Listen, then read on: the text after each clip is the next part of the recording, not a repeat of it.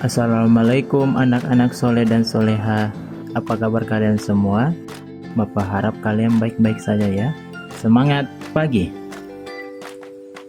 Hari ini kita akan belajar muatan pelajaran ilmu pengetahuan sosial dengan kompetensi dasar menganalisis bentuk-bentuk interaksi manusia dengan lingkungan dan pengaruhnya terhadap pembangunan sosial, budaya, dan ekonomi masyarakat. Adapun tujuan pembelajaran hari ini, yang pertama adalah aktivitas masyarakat dalam lingkungan sosial. Yang kedua, contoh aktivitas masyarakat dalam lingkungan sosial. Yang ketiga, pembangunan ekonomi dan sosial budaya di Indonesia. Dan yang keempat, contoh pembangunan ekonomi dan sosial budaya di Indonesia. Yang pertama, aktivitas masyarakat dalam lingkungan sosial. Coba Anda perhatikan kedua gambar tersebut.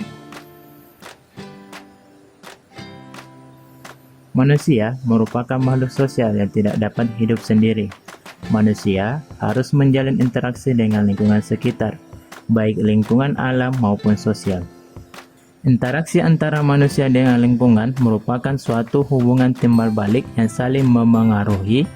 Pengaruh ini terlihat dari keberagaman aktivitas masyarakat. Contohnya pada gambar pertama, orang yang sedang berjalan menuju kantor masing-masing. Gambar kedua, seorang pedagang dan pembeli yang sedang melakukan kegiatan aktivitas jual beli. Pernahkah kalian mengunjungi Bali? Selain terkenal dengan wisatanya, Bali juga terkenal dengan kehidupan sosial masyarakatnya. Interaksi sosial masyarakat Bali terjalin melalui subak. Setiap bulan, warga mengadakan pertemuan untuk memusyawarahkan tahapan kegiatan pertanian, mulai dari pemilihan jenis padi hingga waktu penanaman padi yang tepat. Melalui interaksi ini, seluruh masyarakat di Bali mendapat pengairan dengan adil dan merata. Tahukah kamu apa itu subak? Subak adalah organisasi kemasyarakatan yang mengatur sistem pengairan sawah atau irigasi yang digunakan dalam bercocok tanam padi di Bali.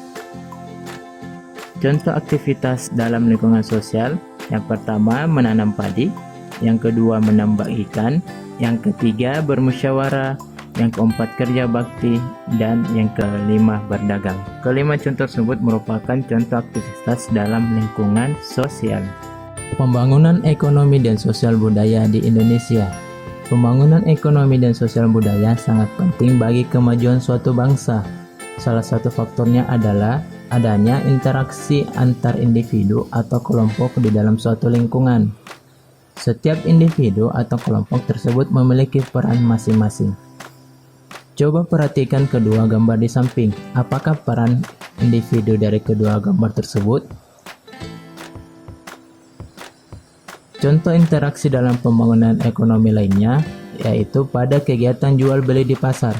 Terdapat dua peran, yang pertama petani dan pedagang. Peran petani sebagai produsen bahan makanan seperti beras, jagung, buah, dan sayuran. Sedangkan peran pedagang adalah sebagai penyalur barang produksi yang dibutuhkan oleh pembeli. Di pasar akan terjadi transaksi jual beli antara pedagang dan pembeli. Proses tersebut akan terus berlangsung sehingga tercipta pembangunan ekonomi di daerah tersebut. Peran dalam pelelangan ikan. Dalam pelelangan ikan terdapat 4 peran. Yang pertama nelayan, kedua juru lelang, ketiga pedagang besar, dan yang keempat penyedia jasa transportasi. Kegiatan pelelangan ikan merupakan sebuah kegiatan pertemuan antara para nelayan penangkap ikan sebagai penjual ikan dengan para pembeli, yang biasanya adalah para pedagang ikan. Dalam pelelangan ikan, para pembeli akan melakukan penawaran secara langsung yang dibantu oleh juru lelang. Para juru lelang ini akan menawarkan harga dari harga yang paling rendah yang ditentukan penjual. Lalu, para pembeli akan menawarkan penawaran. Pembeli dengan harga penawaran tertinggi akan mendapatkan barangnya. Para penjual adalah nelayan yang biasanya menangkap ikan di laut secara berkelompok. Hasil tangkapan ikan segar mereka akan dibawa ke tempat pelelangan ikan atau TPI untuk ditimbang, lalu diletakkan berjajar dengan hasil tangkapan nelayan yang lain. Setelah semua hasil tangkapan ikan diletakkan dan semua pembeli siap melakukan pelelangan, juru lelang akan memulai proses jual beli. Kegiatan pelelangan ini biasanya hanya berlangsung beberapa jam saja karena ikan segar harus segera dipasarkan. Pembeli ikan di pelelangan biasanya adalah pedagang besar yang akan menjual kembali hasil lelang ikan ke pasar-pasar. Para pedagang ikan ini akan menjual hasil laut terutama ke daerah-daerah di pantai seperti di kota atau di daerah pegunungan. Oleh karenanya, para pedagang ini memerlukan alat transportasi untuk membawa barang dagangannya ke daerah-daerah lain yang membutuhkan. Bagaimana? Apakah Anda sudah paham? Jika belum paham, silakan kembali ke awal video.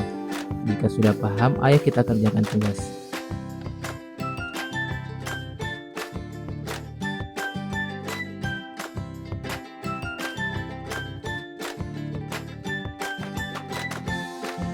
Demikian video pembelajaran hari ini. Semoga kalian selalu sehat walafiat.